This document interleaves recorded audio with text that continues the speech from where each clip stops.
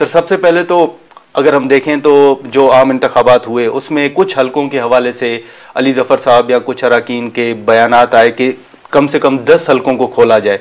आप समझते हैं कि वाकई मसला सिर्फ 10 हलकों का है या ओवरऑल आप समझते हैं कि नहीं धांधली हुई है? अच्छा, ये अली जफ़र साहब की तो अपनी राय थी, इस पर मजीद भी कंसल्टेशन चाहिए कि हमारे मुतालबात क्या होने चाहिए, क्योंकि अभी अगर ये हल्के भी खोलेंगे ना तो इससे भी फ़ायदा नहीं होगा, क्योंकि वो ऑलरेडी उन्होंने मैनेज की हैं चीज़ें। अच्छा, यानी वो उनके पास कागज़ भी उसके पास है, वो पर्ची भी वही बनाते हैं, तो स्ट्रिम भी उसके पास होती है, वो तो सब कुछ वो तकरीबन उन्होंने ये तो छोड़े, बाकी उन्होंने जो प्लानिंग की है कि हमारी मजीद 20 सीटों को कम करने की इलेक्शन कमीशन प्लानिंग कर रही है। अच्छा, और इसमें इनकी ये है कि जो हमारी जीती हुई सीटें हैं, यानी आज हमारा बिलाल साहब का है, पंजाब की 6-7 और भी करवाए हैं।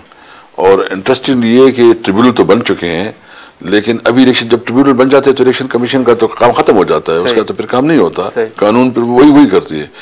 ये डायरेक्ट इलेक्शन कमीशन खुद जो है ना वो करवाती है, काउंटिंग के ऑर्डर्स करवा रही है, और इंटरेस्टिंग जो हमारे कैंडिडेट है उसको अंदर आने भी नहीं दिया जाता। तो मतलब इन्होंने तो बिल्कुल मुल्क को जो है ना बनाना रिपब्लिक बना दिया है।